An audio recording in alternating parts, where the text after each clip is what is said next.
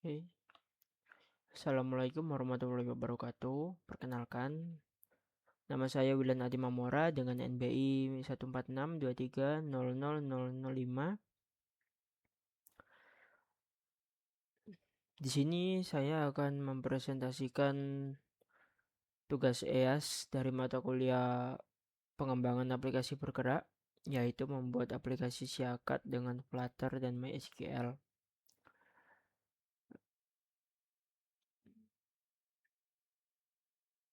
Di sini saya akan menjelaskan tugas membuat aplikasi Siakat menggunakan Flutter dan MySQL dengan backend menggunakan PHP sebagai jembatan antara Flutter dan MySQL. Aplikasi ini mencakup 3 modul utama, yaitu di manajemen mahasiswa, manajemen data mahasiswa, data dosen, dan data mata kuliah. Semuanya sudah memiliki fitur CRUD lengkap, create, read, update, dan delete, plus fitur upload dokumen seperti foto mahasiswa, ijazah, dan kartu keluarga. Di video ini, saya akan menjelaskan dari awal sampai akhir, mulai dari struktur database, cara kerja backend, arsitektur Flutter yang saya gunakan, sampai demo fitur satu persatu. Oke, jadi kita mulai. Sebelum masuk ke kode, saya ingin menjelaskan arsitektur atau alur kerja aplikasi ini secara keseluruhan supaya lebih mudah dipahami. Aplikasi ini menggunakan pola arsitektur client server. Flutter berperan sebagai klien. Dia yang menampilkan UI dan menerima input dari pengguna. PHP berperan sebagai server atau yang biasa disebut REST API. Dia yang menerima request dari Flutter, lalu berinteraksi dengan database MySQL, kemudian mengembalikan respons dalam format JSON. Jadi, alurnya, pertama, pengguna membuka aplikasi Flutter, kemudian Flutter mengirim HTTP request ke server PHP, misalnya GET request untuk mengambil data mahasiswa PHP,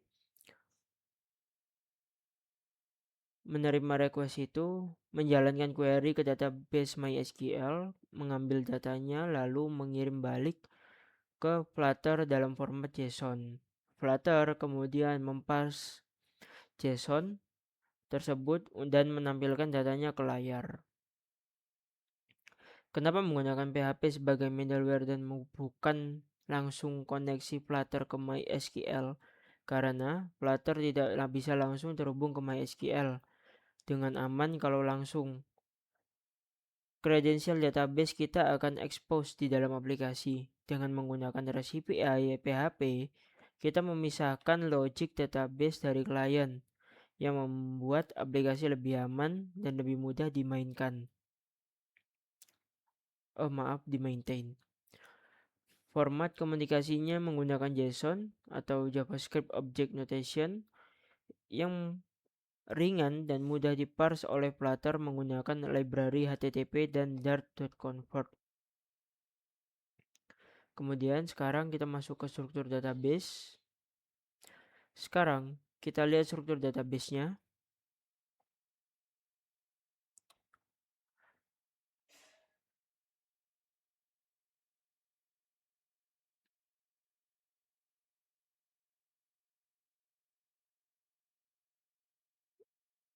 Struktur. Oke.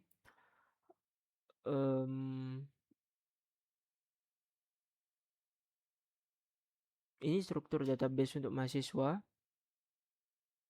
Oh, yang pertama kita buat untuk dosen. Tabel dosen. Nah, di tabel dosen yang pertama, kolom ID sebagai primary key auto increment, kode dosen sebagai kode unik dosen, nama, kelamin dengan tipe enum, L atau P, tanggal lahir, prodi, dan aktif sebagai status keaktifan dosen yang bertipe tiny integer. 1 berarti aktif, 0 berarti tidak aktif. Kenapa kode DSN dibuat unik? Karena kode DSN ini yang akan menggunakan sebagai foreign key di tabel mahasiswa. Jadi harus unik agar tidak ada ambiguitas saat kita join dua tabel ini. Yang kedua ada tabel mahasiswa dengan struktur seperti ini. Tabelnya lebih besar karena saya sudah menambahkan banyak field sesuai kebutuhan form yang lebih lengkap. Ada NIM sebagai nomor induk mahasiswa yang juga unik, nama, tempat lahir, kelamin, tanggal lahir, agama, prodi, angkatan, nomor HP, email, alamat kota, provinsi, kode pos. Lalu ada 3 kolom untuk dokumen, foto, ijazah, dan kartu keluarga. Ketiganya menyimpan URL file yang sudah diupload ke server. Terakhir, ada kode DSN atau kode dosen sebagai foreign key yang merujuk ke tabel dosen. Ini merepresentasikan dosen wali mahasiswa tersebut. Relasi antara mahasiswa dan dosen ini menggunakan foreign key dengan on update cascade dan on delete set null. Artinya, kalau kode DSN dosen diubah, otomatis terupdate di tabel mahasiswa. Kalau ada data dosen dihapus, kolom kode DSN di mahasiswa akan otomatis jadi null. Mahasiswanya tidak ikut terhapus.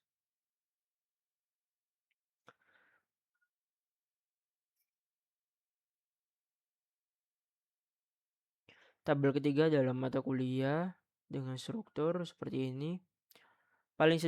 Tabel ini paling sederhana, hanya ada ID, kode mata kuliah atau kode MK sebagai kode mata kuliah, nama MK sebagai mata kuliah, dan SKS. Untuk testing, saya sudah menyiapkan data dummy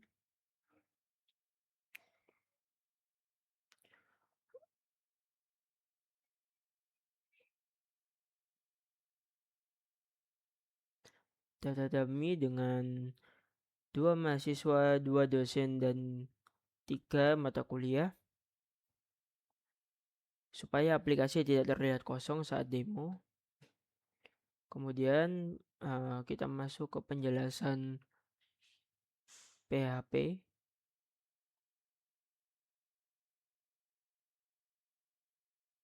Oke. Di sini ada file config.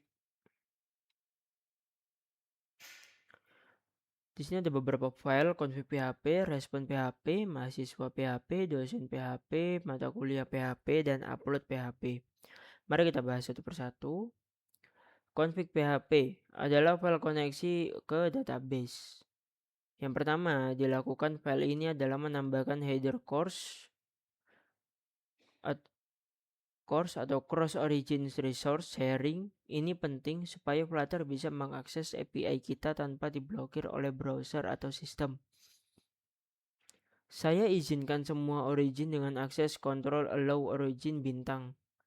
Dan izinkan metode get, post, put, delete, dan options. Lalu ada handling untuk option request.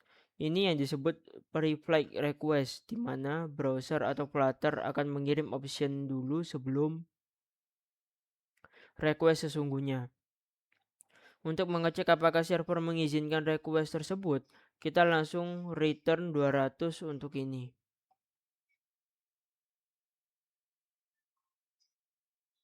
Setelah itu, baru koneksi ke MySQL menggunakan MySQLi host localhost, usernya root,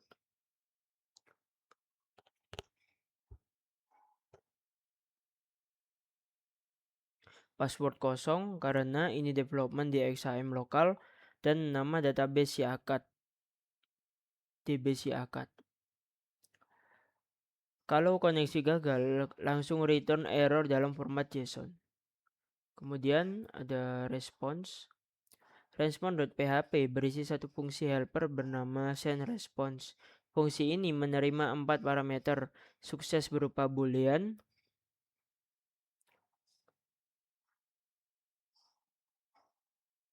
message berupa string, data opsional, dan data HTTP status code. Tujuannya supaya semua respons API kita konsisten formatnya. Selalu ada field success, message, dan data. Ini best practice dalam pembuatan REST API supaya klien, dalam hal ini Flutter, bisa dengan mudah mengecek apakah request berhasil atau tidak hanya dengan mengecek field success. Kemudian ada mahasiswa.php.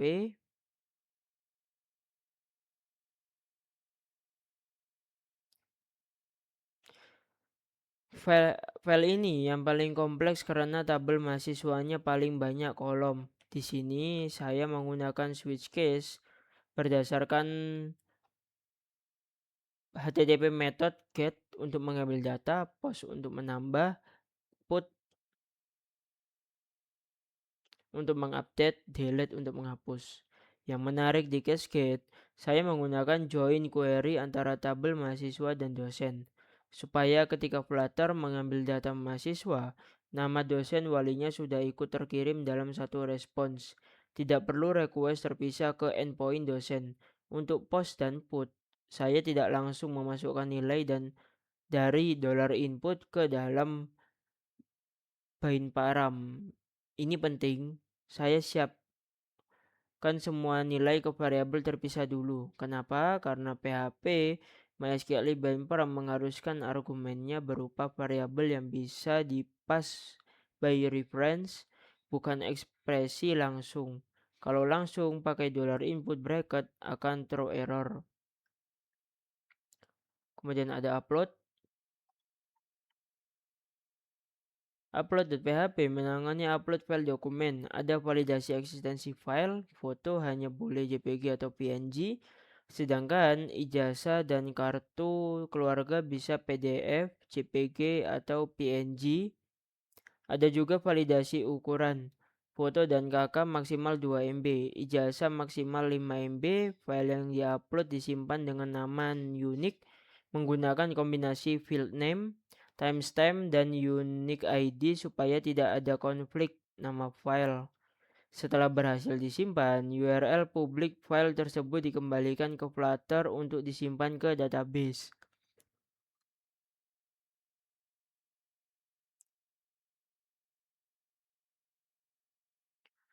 Yang kelima, kita masuk ke struktur project Flutter.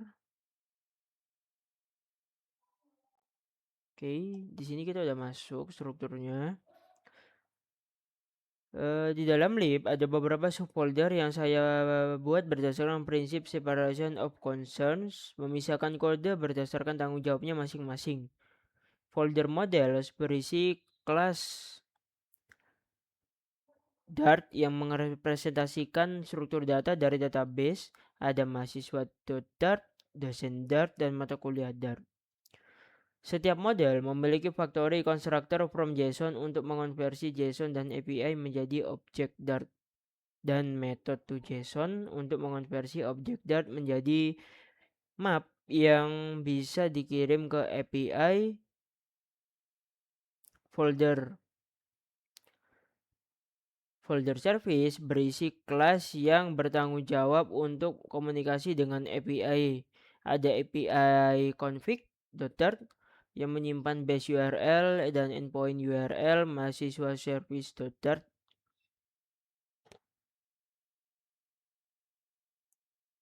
Dosen service.dart dan mata kuliah service.dart. Setiap service kelas punya static method untuk masing-masing operasi CRUD. Kenapa?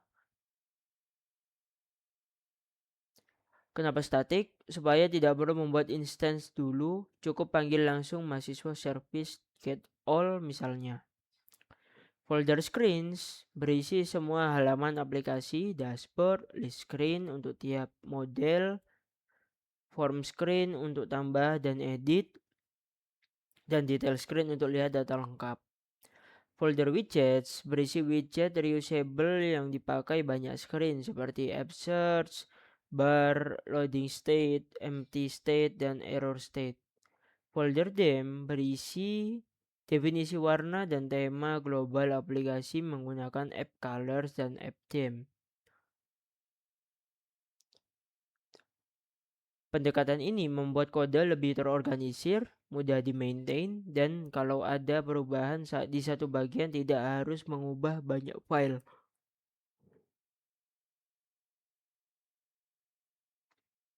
Kemudian kita penjelasan ke kode Flutter utama. Yang pertama ada main Dart, ini entry point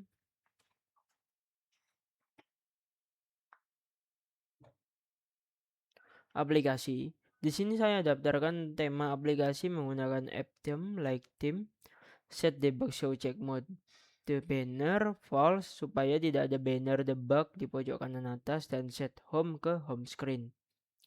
Home screen dart ini sel utama aplikasi yang menggunakan index tag dengan bottom navigation bar custom. Kenapa index tag dan bukan page view atau navigator biasa? Karena index tag mempertahankan state setiap halaman. Kalau kita pindah dari tab mahasiswa ke tab dosen lalu balik ke mahasiswa, posisi scroll dan data yang sudah di-reload tetap ada. Tidak dirender ulang dan awal ini membuat pengalaman pengguna lebih smooth. Kemudian ada API config.dart. Di sini saya didefinisikan base URL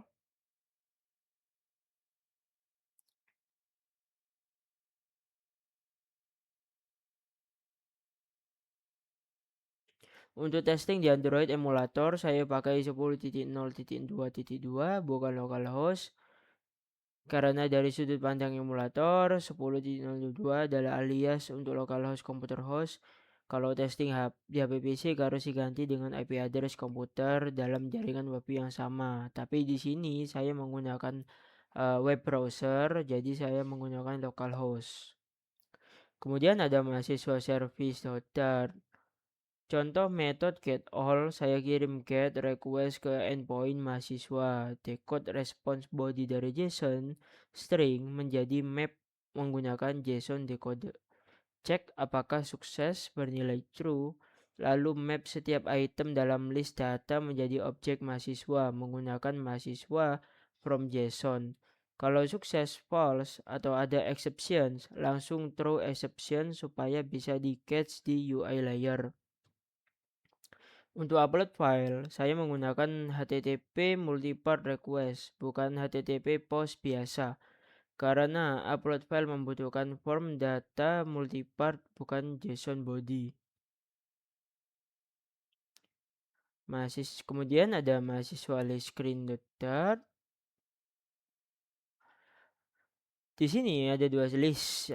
All yang menyimpan semua data dari API dan filter yang menyimpan hasil filter pencarian. Kenapa dua list? Supaya fungsi search bisa bekerja secara lokal tanpa perlu request ke API setiap kali user mengetik.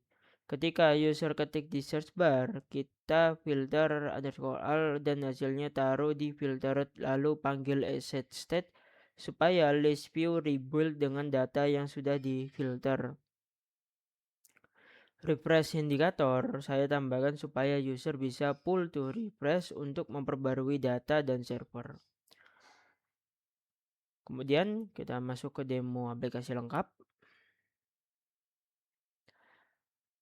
Sekarang kita masuk ke bagian paling utama, demo aplikasi secara langsung. Saya sudah menjalankan aplikasinya pada halaman dashboard. Ini halaman dashboard atau beranda. Di bagian atas ada greeting dan logo aplikasi.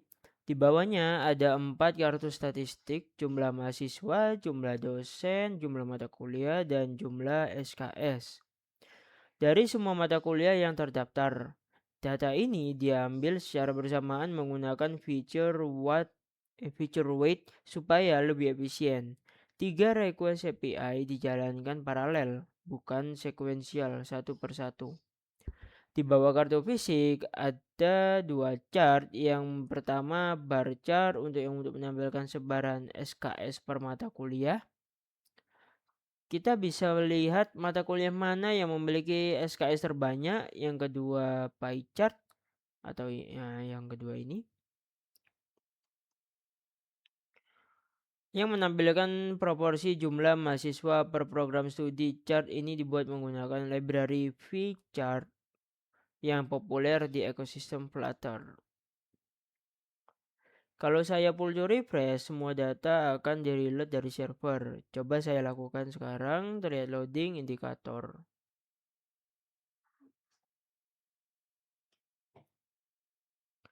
Kemudian ada mahasiswa. Sekarang di menu mahasiswa di bottom navigation di halaman list mahasiswa.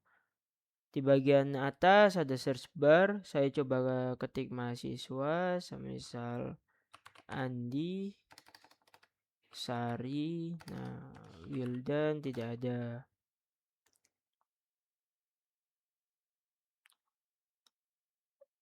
Search langsung terfilter secara real time tanpa loading karena filter dilakukan di memori lokal. Setiap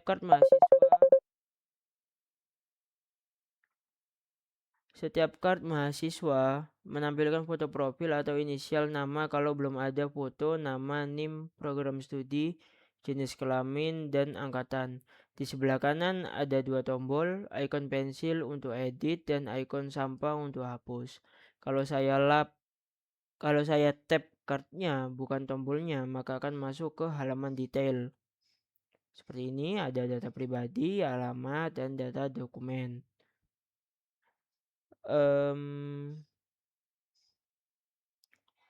Kemudian saya kembali ke list. Sekarang coba tambah data baru dengan tap tombol FAB di pojok kanan bawah. Form mahasiswanya terbagi menjadi 4 section, data pribadi, alamat, upload dokumen, dan status. Oke, kita coba tambah NIM saya. Kemudian nama saya Wildan Adi Mamora. Tempat tanggal lahir.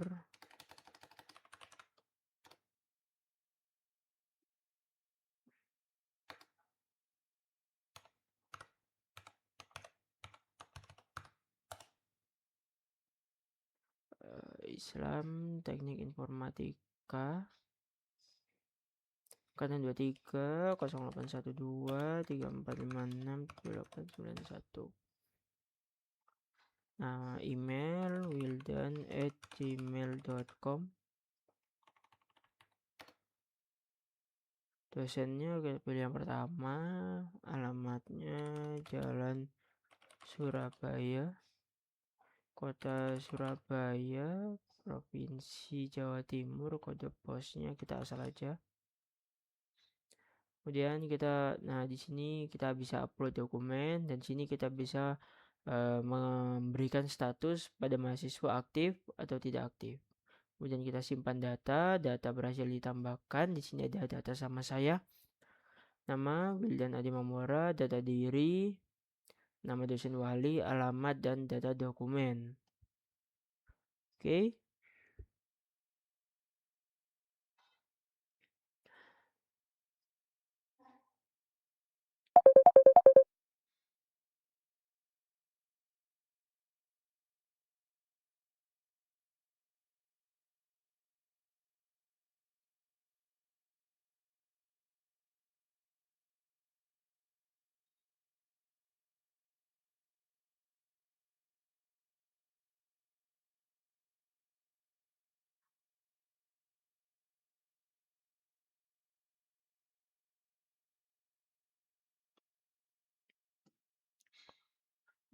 Kemudian di section data pribadi saya isi NIM, nama, tempat lahir, pilih tanggal lahir lewat date, picker, pilih jenis kelamin dengan radio button, pilih agama dan program studi. Dari dropdown isi angkatan, nomor HP, dan email. Ada juga dropdown dosen wali yang isinya diambil dari database dosen. Di section alamat, saya isi alamat lengkap, kota, pilih provinsi dari dropdown yang sudah berisi semua provinsi Indonesia dan kode pos. Di section upload dokumen, saya coba upload foto dengan tap tombol pilih file. Di baris foto mahasiswa, muncul galeri, saya pilih foto. Terlihat progres upload. Setelah selesai muncul tanda centang hijau dan thumbnail foto muncul sebelah kiri. Untuk ijazah dan kartu keluarga bisa pilih PDF atau gambar. Saya demo upload keduanya. Terakhir, section status sudah toggle status mahasiswa aktif atau tidak. Saya tap simpan data, muncul snackbar konfirmasi, dan kita kembali ke list yang sudah terupdate dengan data baru tadi. Sekarang saya coba edit data. Klik icon pensil, saya ganti dengan nama saya menjadi Wildan aja, kemudian kita save. Oke, nama berhasil diubah. Kemudian jika saya klik hapus, maka data akan terhapus. Oke. Kemudian di dosen tampilannya hampir sama dengan di mahasiswa, bedanya isinya saja. Pada menu dosen di sini hanya ada kode dosen, nama lengkap, jenis kelamin, tanggal lahir, program studi, dan status. Kalau kita coba tambahkan di sini D003, nama lengkapnya Budi Santoso. Laki-laki, kita pilih tanggal lahirnya asal aja. Teknik informatika, dia aktif mengajar atau tidak. Oke, tambah dosen. Nah, sudah ditambahkan. Nah, di sini kita mengedit, kita klik. Misalkan kita Budi Santoso Gunawan. Kita simpan, nama akan berubah. Jika kita hapus, maka data akan terhapus. Begitu juga sama dengan halaman mata kuliah. Kurang lebih tampilannya sama, hanya saja isinya hanya ada kode mata kuliah, nama mata kuliah, dan jumlah SKS. Jika kita tambahkan di sini misalkan IF 003, mata kuliahnya pengembangan aplikasi bergerak, SKS-nya 3, kita tambah, oke. Data bertambah, kalau kita edit ya ditambahin PAB, berhasil. Jika kita hapus, maka data akan terhapus. Penjelasan fitur teknis tambahan, ada beberapa fitur teknis yang ingin saya highlight karena cukup penting dari sisi engineering. Pertama, error handling. Di setiap screen ada 3 state yang dihandle. Loading state ditampilkan dengan circular progress indicator. Error state ditampilkan dengan icon Wi-Fi off dan pesan error plus tombol coba lagi. Dan empty state ditampilkan kalau data berhasil diambil tapi kosong. Ini penting supaya user tahu apa yang sedang terjadi di aplikasi. Kedua, permission handling untuk upload file. Di Android 13 ke atas, permission model berubah, tidak lagi pakai read external storage, tapi read media image untuk gambar. Di kode saya handle kedua kasus ini. Coba permission photos dulu, kalau tidak grant fallback ke storage permission. Ini supaya aplikasi bisa berjalan di berbagai versi Android. Ketiga, drop down value validation saat edit. Ini bug yang cukup tricky. Ketika kita buka form edit, nilai kode DSN dari database langsung di-set sebagai value dropdown. Padahal list dosen belum selesai di-load dari API. Ini menyebabkan layar merah sekilas karena Flutter tidak bisa menemukan value di list items. Solusinya, saya tunda set nilai kode DSN ke dalam variabel pending kode DSN, baru di-set setelah load dosen. Setelah selesai dan nilai tersebut sudah divalidasi ada di list. Keempat, efisien data loading di dashboard. Saya menggunakan feature wait untuk menjalankan 3 API call secara paralel.